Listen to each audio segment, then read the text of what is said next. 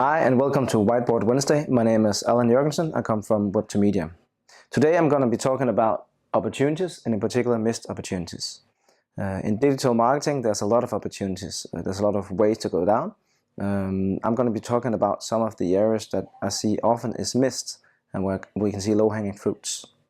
I have 5 topics with you today. I'm going to be speed talking through them so you'll be able to get some actionable thoughts from here. So the first topic I'm going to be talking about is the logistics. A lot of e-commerce shops obviously provide logistics and you can get your stuff delivered. We see a huge increase in return if you go from 5 to 7 days deliveries, so that we get the Sunday shoppers brought along as well. There are a lot of logistics setups now that can offer you that, so have a look at your own setup. Is it possible for you to add a couple of days to the week? You will see an incremental growth in your revenue. Secondly, I'm going to be talking about marketing. Google and Facebook covers 50 to 80% of the possible reach in the European countries. In the Nordics, it's closer to 80%, and in the South, it's closer to 50%. Meaning there's still a lot of percentage that could be added to your revenue if you go through marketplaces like Amazon, eBay, or 60 others in Europe. Thirdly, I'm going to be talking about payments. Again, a hygiene factor on a web shop, but if you look at what you offer now in various countries, it has to be very fragmented because Europe is the most fragmented setup in regards to payments. So in the Netherlands, they expect a different payment setup than we have in Denmark, for instance. So don't think one size fits all.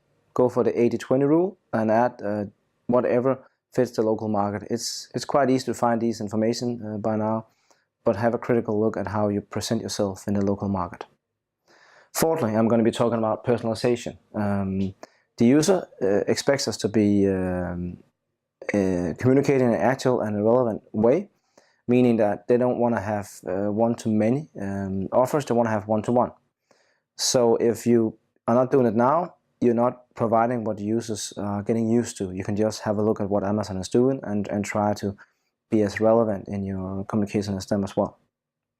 There are a lot of third-party tools out there that can help you do relevant and one-to-one personalized communication.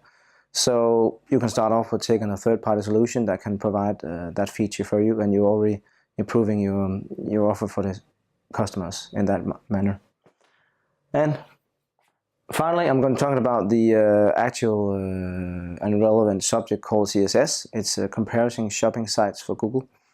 Google opened up in their system so that third-party providers can now bid on the Google shopping placements.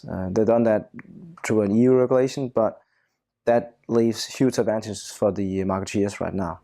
So just a short input, find a CSS provider that can help you get on board. You're going to be saving about 20% of your ad spend and get a commission from Google as well, at least for the near future. Beware though that you should find a see-through CSS provider. There's about 100 of them in the world, but not all are exactly see-through how they work. So just ensure you get one that pays all the commission to you. Yeah, I think that's it for today. Have fun implementing stuff. My name is Allan. See you.